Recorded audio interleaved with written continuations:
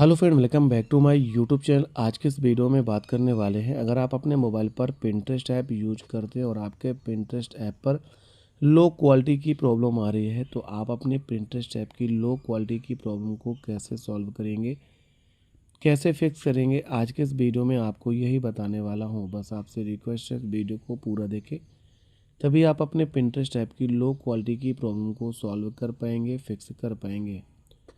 Pinterest app की low quality की problem को सॉल्व करने के दो आसान तरीके हैं। पहला तरीका है, गूगल प्ले स्टोर पर जाना है, सर्च बार में टाइप करना है पिंटरेस्ट और अपने ऐप को अपडेट करना है। अपडेट करने से बहुत सारे लेटेस्ट फीचर और बहुत सारे एरर सॉल्व हो जाते हैं। दूसरा तरीका है, आपको अपने फ़ोन के नेटवर्क या मोबाइल के वाईफाई को एक बार चेक करना है, क्योंकि जैसे ही आपकी मोबाइल की वाईफाई की स्पीड या मोबाइल नेटवर्क की स्पीड होती है, वैसे ही आपकी एरर सॉल्व हो जाएगी।